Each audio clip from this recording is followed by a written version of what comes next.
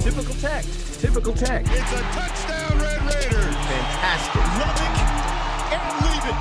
And they hail from Lubbock, Texas. That's pure Texas Tech. Hello, and welcome to another episode of Typical Tech. We talk about all the great things happening at Texas Tech University, and Jay Ferg Pros is a proud partner of Texas Tech Athletics and Typical Tech.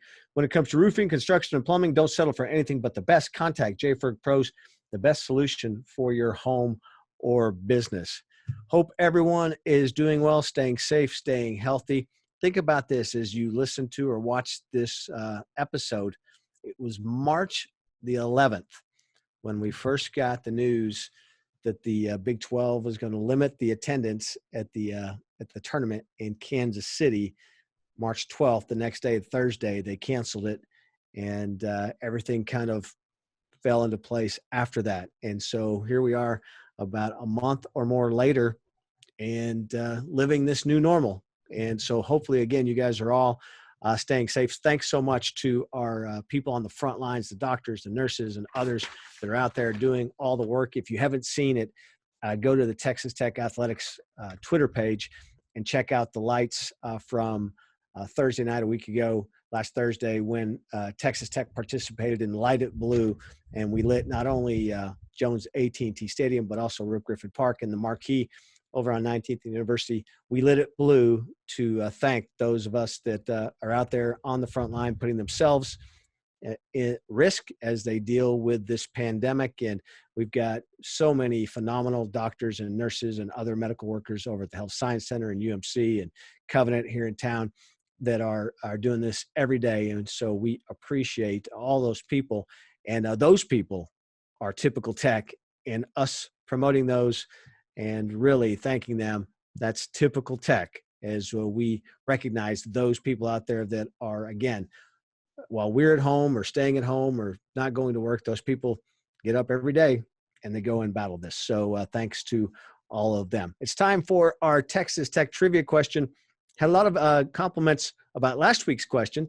Thanks to Gene Canal for writing that, where Dusty Hanna's was kind of the trick in that question. We had 5 answers, and Dusty was a little tricky on that one, but we've got a Texas Tech football related question, and it's about Jordan Brooks. Jordan, he's headed to the NFL draft.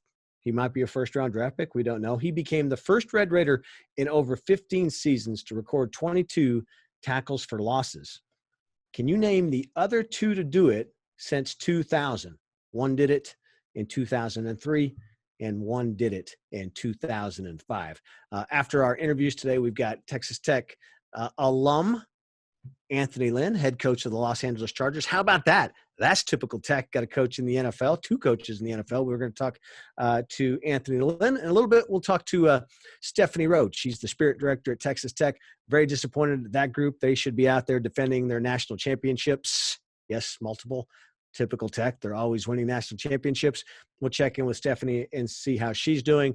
And so when we come back after those interviews, we'll give you the answers to that. But only 2 have done it since 2000. Jordan Brooks becomes the 3rd this season. So as we mentioned, let's bring in Rodney Allison, a little hot rod and Geo. And we've got the head coach of the Los Angeles Chargers, Anthony Lynn, former Red Raider. Coach Lynn, good morning from Irvine, California. Thanks for joining us today. And earlier today, you spent some time with the Tech football team. How did that go? You know what? It was a great way to wake up this morning. Got up early to talk to the team, Coach Wells. We had a good time. As you look at how has your life been disrupted? We know we've talked a lot about it from the college level, and you've got these kids trying to go to class and do all these different things, and the coaches are trying to maintain that. How is it from your level having to deal with these professional athletes? Well, let me tell you talked about disruption, man. Someone was telling me the other day, in all their time in the National Football League, they've never seen anything like this before. I said, hell, in all my life, I've never seen anything like this before. And so it has really disrupted the way we do things. And now we got to take this pandemic seriously. You know, it just struck someone in my family 3 days ago. So it's gotten kind of real. It's always been real. But, you know, when it hits someone personal to you, it just hits you a little differently. But I just want to say we just got to take this thing seriously. Can't take it serious enough. We got to stay inside. And when we do go outside, it's got to be for essentials to slow this thing down. But, just the way we go about our business right now, I live on a laptop now. I'm living in virtual meetings. And I was just telling Rodney before we came on, it's becoming like the norm for us. And the more you do this stuff, it makes you realize, we've been going in the office all this time. We could have gotten a lot done from home. But just having talking to the Tech football team this morning on Zoom, looking at all the faces, it's different, But like I told my team, my staff, some teams are going to do it better than others. And we got to figure out a way to be efficient at what we're doing and somehow come out of this thing ahead because I believe some teams will come out behind. But it's a different way of doing things for sure. And y'all's next big event, I guess, is the NFL draft. How have you been able to keep up with that and what y'all are doing and all the organizational stuff that goes along with that?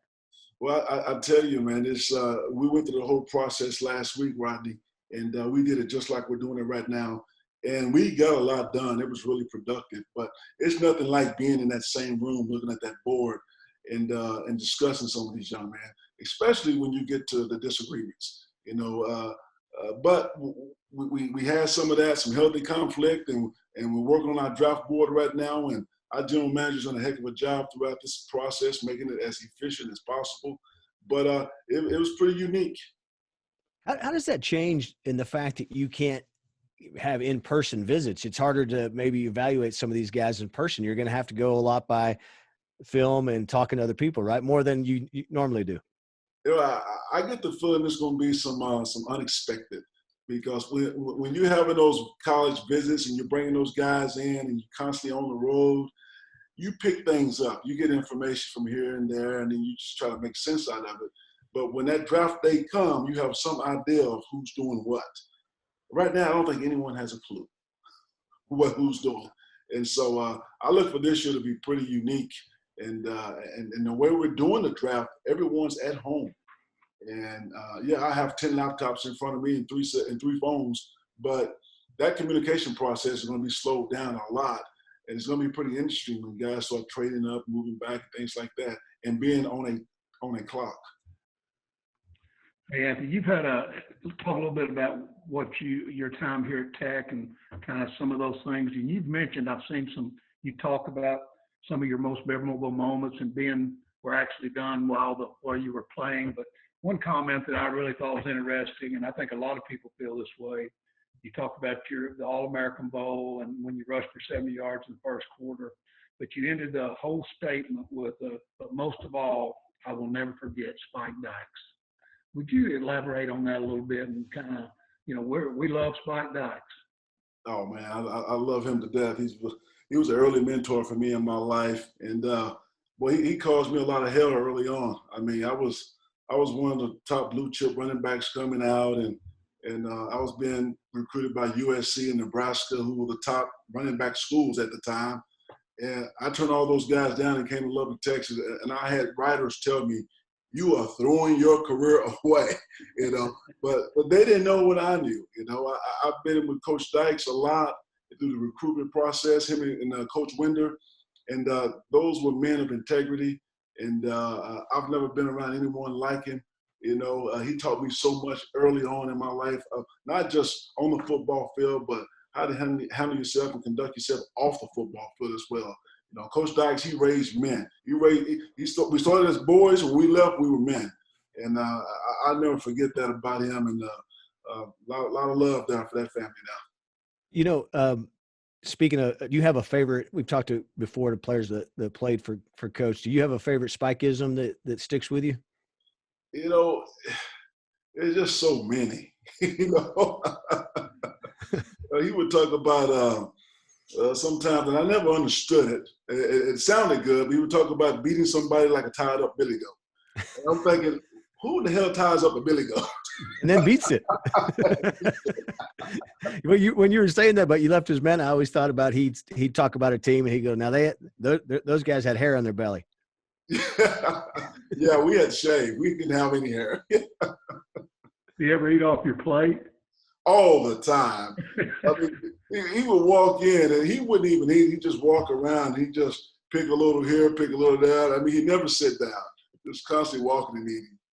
Hey, Anthony, Roddy and I a couple weeks ago were talking about some great Texas Tech teams, and one that doesn't maybe come up enough is that '89 team. That was a really great team, and it had a couple of big games where big plays on 3rd and 26, one in Austin and one here in Lubbock against Texas A&M. But how good was that team as you think back about it?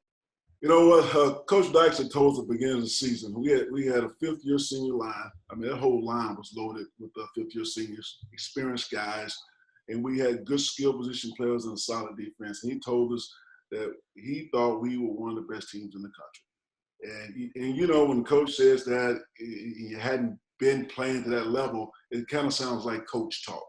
He's being really positive. And as the season went on, we began to feel the same way. And we dropped a couple games that year, and we ended up playing Steve Spurrier in an All-American Bowl. And I remember being at a banquet. Steve Spurrier, I believe they had tied Florida State that year in that division, and Florida State was playing for the national championship, and Steve kind of felt like they got screwed in the bowl game. They shouldn't have been there playing us. And that's how I came across in the banquet. Well, the meeting we had after that with Coach Dykes, you can only imagine. And then we go out the next day and we beat the dog out of them. But that football team had beat the team that beat Florida State, who won the national championship that year. So, I mean, we were a lot better than we thought we were, and Spike saw it right away. Hey, let's go back. When you left Tech, Anthony, I think 1992 maybe, you didn't have a degree, or you were like 6 hours short maybe? Yeah. And you got your degree from University of Nevada, Las Vegas in 2018. Talk a little bit about that and what that meant for you to get that, and your mother being there, I think, and your wife and kids being there, and you finally got that piece of paper. Well, as bad as I wanted that piece of paper from Lubbock, it was at the time it was just impossible because the rules were different. You had to take the last 24 hours on campus, and I never could go back and do that because if I had missed an off season, I would have gotten cut in the National Football League. If I was a first-round draft pick, that would have been a different story. But so this went on, and as years went on, that 6 hours went to 12 hours, 18 hours because degree plans changed. And so I just made my mind up that I was going to go back somewhere and finish that degree. And I got it done at UNLV because I was here in California, and they worked with me closely. Their staff did, and they did a heck of a job. And, it was something I just always had to do, Rodney. I mean, I've always finished what I started, and I promised my mother that I'd get that dang degree. I was the first one in our family to go to college. And to sit there and watch my son graduate from Penn State, my daughter graduate from University of Oklahoma, and me not do that, I enrolled. I went back to school. A lot of my family members didn't even know it, and I got it done. Anthony, you had a great NFL career, right? A couple of Super Bowl championships there. When during your career did you say, hey, I might want to pursue coaching when I'm done? I've always thought I was going to pursue coaching because I had good coaches in high school and college, and I saw the impact they had on young men. And I've always wanted to give back that way. But I thought I would do it on the high school or college level. And one day Bill Walsh walks into the locker room, and he's walking over to me, and he wants to talk. And, of course, I'm thinking, I'm about to get cut. And he goes, relax, we're not going to cut you. And I would like to take you to lunch. And so me and Coach Walsh went to lunch, and he talked to me about becoming a coach. And I was a little conflicted because I'm thinking I'm in the prime of my career, and this man's talking to me about coaching already. But at the same time, I was honored that he had saw that in me, and he planted that seed. And after that lunch, I was really never the same. Every meeting I went into, I approached like a coach already. And by the end of my playing career, I was a player coach anyway. And I retired, and 2 weeks later, I was on the Denver Broncos staff with Mike Shanahan. And the rest is history. But that seed was planted by Coach Walsh in the National Football League. But it was something I always wanted to do. I just didn't realize I was going to do it on this level. Besides Coach Walsh, who would have been your other influences? Maybe Coach Dykes. What other coaches might have made that in Well, kind of? Steve Simmons, goes all the way back to middle school, Joe Stubblefield High School. Those guys had a huge influence on me as coaches. And then I go to Coach Winder and Coach Dykes. After that, it was pretty much a done deal that I was going to be a coach. I remember when I left Texas Tech, I spent one spring there with Coach, just being around the coaches and just seeing how they do their business. And I went back a few years later and I told Coach Dykes I was going to do it at a professional level. He told me, he goes, I don't care how much football you think you know, or you're going to learn. Always remember football is a relationship business. And that's some of the best advice that I've ever gotten as a coach, because on all levels, no matter what we do, it all goes back to if you can relate. Anthony, when you think of all the guys you played with, who is the best NFL player you ever played with? Oh, man, I played with some good ones. Yeah, you did. John Elway, Steve Young, Lawrence Taylor, Shannon Sharp, Terrell Day, Jerry Rice. It's hard to pick one. Gary Zimmerman. It's hard to pick one now. I was blessed to be on some really good teams and play with some really outstanding football players. Hey, before you go, Anthony, talk a little bit about your team real quick and kind of what y'all's if we get to play and everything goes along as scheduled, what does your team look like? Well, I tell you what, I like some of the moves we've made it this offseason, beefing up the offensive line, bringing in some quality depth. We've made some good offseason moves, and I believe we're going to have an outstanding draft. This football team is going to be really good, and I do believe that. We lost 9 games last year by 1 score, and it's a shame as a staff we couldn't figure out a way to win more of those games like we did the year before. But we're a lot closer than what people think. I'm excited about this football team and the direction that we're going. There's a lot of uncertainty without having Phillip Rivers there, who was under the center for the last 16 years. But I'm excited about Tyrod Taylor and what he brings to a team. And so I'm looking forward to it. Anthony, it's funny. There's so many Lubbock people and Tech people are Charger fans now, right? Because they're so proud of your success and want to see you do well. How do you, when you reflect back on your time at Texas Tech, Coach Dykes, Coach Winder, coming here, you mentioned all the places you could have gone. What do you take away from your time at Texas Tech? I'll tell you this, it's really just a special place, and it starts with the people in West Texas. And Texas Tech is one of my top 5 places to live. Lubbock, Texas is one of my top 5 places to live. And my wife, she hadn't been there yet, but once she's get there, I believe she's going to fall in love with the place. And so it's great people first and foremost. And then I love the university. The university, 30-some thousand students in the capital of West Texas, Lubbock. It's just a neat school, great college environment. It's just, and I have nothing but great things to say about West Texas and the people that are there. Hey, we appreciate it. We know you're busy. You got a lot going on. Thanks for talking to the team this morning. Thanks for taking time to talk to us here on Typical Tech. Oh, no problem, guys. Be careful. Stay safe now. All right, thanks. That's okay. Anthony Lynn, and here on Hot Rod and Geo on Typical Tech. J-Ferg Roofing Pros. Knowing that your communities have turned to J-Ferg Roofing Pros to roof your schools, churches, and hospitals, you'll find comfort at home living under a J-Ferg roof. If you want a quality roof from a local company who will be here after the storm chasers are gone, call J-Ferg Roofing Pros today. Don't just get a roof. Choose a J-Ferg roof. The best solution for your business or your home. J-Ferg Roofing Pros. Okay, welcome back to Typical Tech. Thanks again to Anthony Lynn for joining us there with Hot Rod and Geo. But we're now pleased to be joined by Stephanie Rhode, the Spirit Program Director at Texas Tech. And Stephanie, I know you love being home, and I know you love, being around Robert and your family and everything, but you'd rather be in Florida right now, wouldn't you? I would love to be on the beach in Florida right now. And you guys would today be a day you'd be competing, or would it have ended yesterday? When would that have ended? Or we're recording this on Friday. Is this a day you guys would have been competing in the Nationals? We would literally be competing right now in Florida. And I would like to be able to do the Typical Tech thing and bring home 2 more national championships.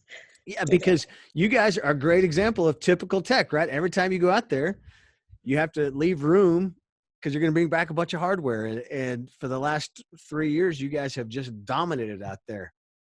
Yes, we have. And we really, really felt great about this year. We have as you know, Gio, we have two of the best coaches in the nation, Bruce and Aaron. And then we have, they've recruited just wonderful students here. And we really felt like our chances of bringing home 2 or 3 national championships today were really high. Yeah, and I know that it hurts. I know it hurts your kids. How did your students take this news when it kind of sunk in? We're not going to be able to compete this year.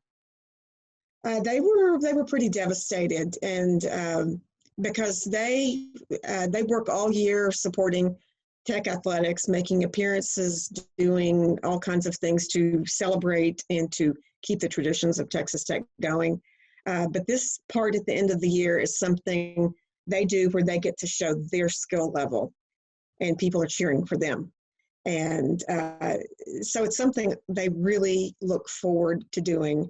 And they knew that both Palm Squad and the Cheer Squad knew that they were parts of very special teams. And so we all had great feelings about the outcome of this. And so it was devastating.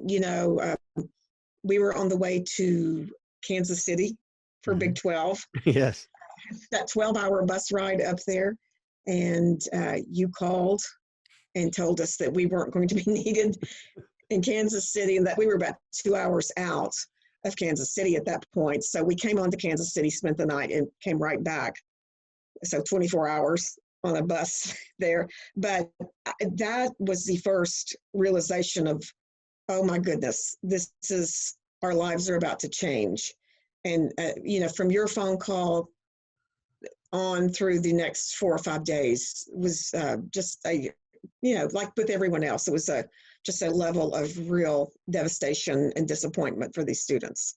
Yeah, that's an amazing part of how quickly it changed too, right? Because when I called you, I said, hey, they're going to allow 125 fans in, no cheer, no band for either team. And then the next day they end up canceling the whole thing, and it kind of snowballed from there. And I guess for your students, and their student athletes, we call them student athletes, your student athletes, that was probably a life lesson right there, right? That about disappointment and everything else that comes along with it.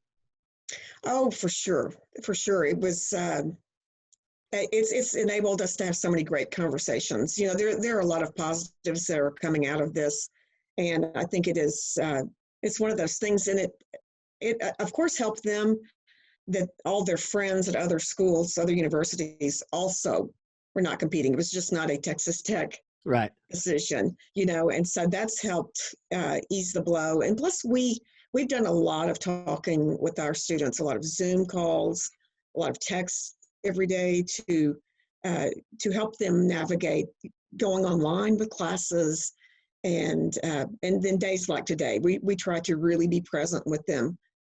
Today, we're having a Zoom big get together tonight to watch highlights of our year and the routine again. And so that, we're trying to reach out and just be present with them as they read this. For us in the athletic side, the NCAA rule, the schools can decide about extra year of eligibility. Are you guys in that situation also, or how does it work for you? For us, if you do not compete a year, you have that year available. So students would have 5 years to compete. And so luckily for a lot of our students, they are able to come back next year and compete.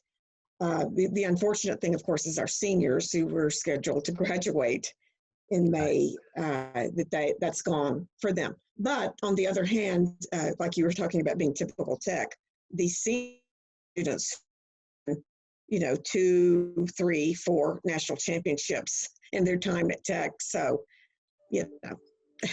And we like to think they would have defended their championships this year, but they're still defending champions, right? Because there's no one going to get that trophy.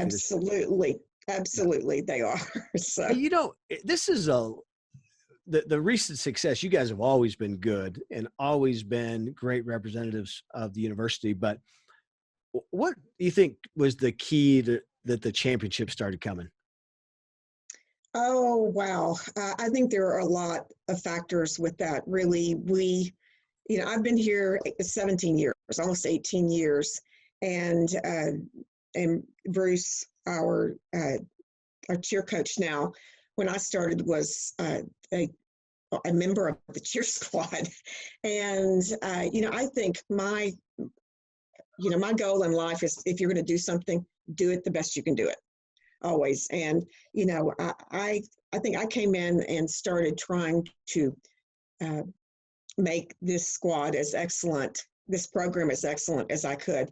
And so the first step is getting the right coaches, the people who really buy in to the program, the consistency, I think. And so, we were doing well, like you said, but I think then when Bruce came on as head coach and then Aaron, we hired both of them. I felt like at that point is when we really started seeing vast improvement in our squads. And then, you start the recruiting. And I think Bruce and Aaron are both so bought in to Texas Tech and believe in what we're doing here. And, all the pieces started falling into place. And also because both of them are so competitive and their students, we've got a great program together, but the students are competitive with each other. It's like, if cheer's going to win, that motivates the Palm squad. And it's friendly. They're great friends always, but it definitely, that helps. Bruce might be the warmest blooded person I know. It'd be 10 degrees outside and he's wearing shorts. The guy, the guy ever get cold? No, and I'm the exact opposite. I have my heater on in my office all the time, every day. And he comes in and he can't stay. But it is fantastic what you guys have done. And I don't think people realize sometimes the tremendous commitment that your students go through. Take us through like what a typical, during the fall season, when football's going on, basketball's going on, they've got to still practice. What's a day like for them? Well, they practice 3 times a week. Each squad. Cheer practices at 6 a.m. in the morning. Every day there's a cheer practice going on. Palm practices at night, but they have 3 practices a week. Then we have workouts with strength and conditioning coaches there right by the stadium. And so that is a typical week as far as workout. Of course, most of them, like a lot of athletes, work out on their own. Right. In addition to that. Then last year, I just did this yesterday, last year, 2019, our programs did over 1,000 appearances. Wow. And, some of those, or a lot of those, are games. We support 6 sports at Tech. And so, but we also go out in the community an awful lot. And those 1,000 appearances are also, I'm adding in Mask Rider and Raider Red, but Cheer and Palm do about 300 of those a year. So they're doing that. They're all full-time students, and a lot of them work too on the times that they can work. And so they are extremely, extremely busy student athletes. I didn't realize this. I didn't think about this till today when we're getting ready to talk to you. Normally, then coming up, you'd have tryouts for next year, right? And that's right. So how does all of this affect that? Is it all going to be done virtually? It is. It is. When we got shut down, we were three days away from interviewing our last 3 students in the Mask Rider, position. So we were down in that 4-month-long tryout window that we have for Mask Rider. We were about to name a new Mask Rider, to choose a new Mask Rider. So that's on hold. Raider Red tryouts are on hold. And of course, Cheer and Palm, we've started offering positions actually to students. We've turned it over to virtual. Students are sending in videos. Bruce and Aaron recruit a lot during the year through clinics and visits. And so they kind of have in mind a basic group that they want, but right now we're waiting for kids who might not have considered Tech to send in videos. So we hope by the first week in May to announce our total new squad. But we're starting to get commitments right now. Yeah, it changes up everything though, right? It changes really? the interactions and everything else. It really does, because like with the Masked Rider, for example, Emily, our rider from last year, she lives in Lubbock, thankfully. And I just called her and said, Emily, can you keep caring for Fearless Champion? You know, you're here. And she was really happy to do that. And she's happy to do that for as long as we need. So we're also in kind of a holding pattern with that and with Raider Red too. Yeah. And I guess it's good. The rider and the horse really develop a relationship. So she probably doesn't mind having to keep that going as long as she can. She didn't have to think very long Yeah. to say yes to that. Hey, so you've been at Tech, what now, 17 years, is that correct? In July will be 18. Yeah. 18 so I years. start Okay. my 18. Yeah. So how did you end up at Texas Tech? What got you here to Tech and Texas Tech and to do this? And to do this job? Yeah. Well, let's see. I'm not a Texas native, although I feel like I am by now, but I moved out here about 30 years ago with my husband. And because one of the big reasons we moved out here was a job for him, and I could be a stay-at-home mom. And I really, really wanted to do that. And so when we moved out here, I did that, but I volunteered for everything that came around. And one of those things I did a lot of was gymnastics. So I was really in the gymnastics community in Texas. And all three of our kids went to Tech and graduated several degrees there. And our daughter cheered at Tech, and she also did Pom Squad the next year after she cheered. And so the woman who had this job of mine before I did, I knew her from the gymnastics community, and I knew her because Katie, my daughter, had cheered and danced for her. And she called me one day. She said, I'm pregnant with my second kid. I'm going to have to, quit this job. And she said, I am looking at this job description and it has your name on it. She said, everything it mentions, all the event planning, all the, collaboration, this is your job. I'd never really thought about anything like that, And so I looked and I thought, yeah, it sounds like something I would be great at. And so I applied, and thankfully Tech hired me. So that's how I got this job. And that's been great for Texas Tech. And so that led me to thinking about all those years, 18 years. We're all paying attention now because of the national championships, but it's built on the shoulders of all these that have come before, right? And I know you guys have a strong alumni community that are very, very proud. Hopefully they're all watching, so they can all subscribe to this podcast and start watching it.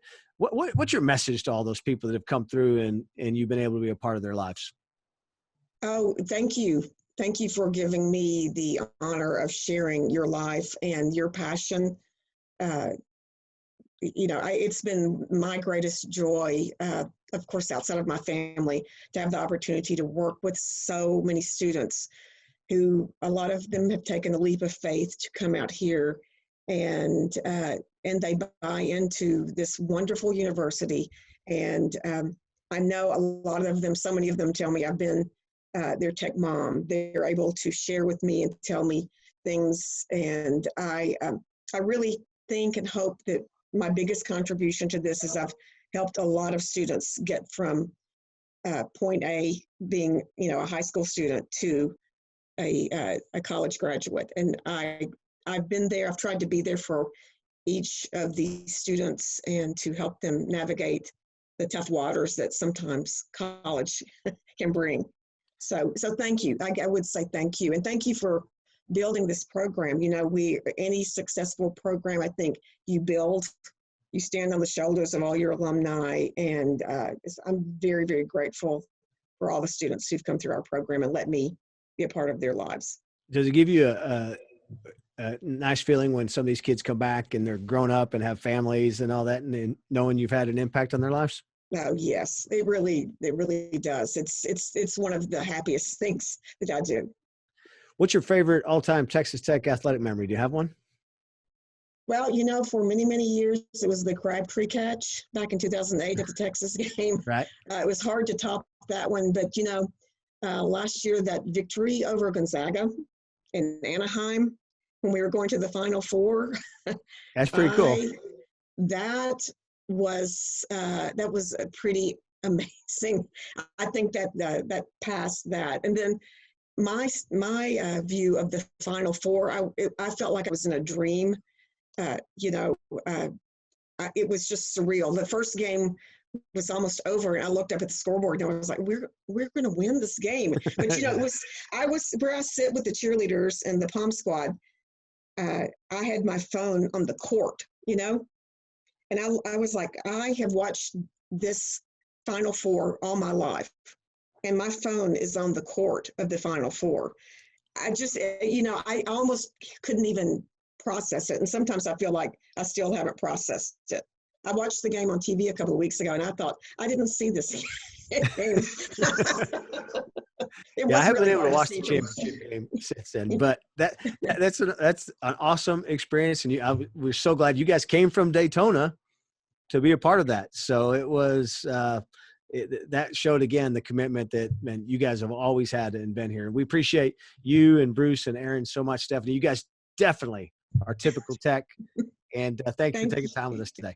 And thanks again, Anthony Lynn, for joining us early on in the program. Thank you, as always, for tuning in to Typical Tech. Go to the Texas Tech Athletics podcast page and subscribe. We've got lots of great content we're putting out every week. And like us, give us a good rating, subscribe. We'll try to keep providing you some great Texas Tech information. We talked about the trivia question at the beginning here of the episode. Jordan Brooks had 22 tackles for losses, the first Red Raider to do it in over 15 seasons. Can you name the last two to do it? In 2003, Adele Duckett managed to do that. I believe Adele had 22 and a half tackles for losses. And then in 2005, Aaron Hunt.